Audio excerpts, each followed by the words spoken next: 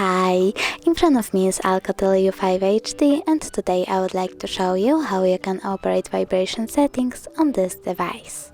Firstly, open Settings, then scroll down and click on Sound. Over here, scroll down again and tap on the switcher next to Also Vibrate Phone Calls to enable or disable vibrations for incoming calls. Then scroll down again, click on Other Sounds, and tap on the switcher next to Vibrate on Touch to enable or disable touch vibrations. Lastly, click on Haptic Feedback to vibration duration and adjust it by swiping left or right.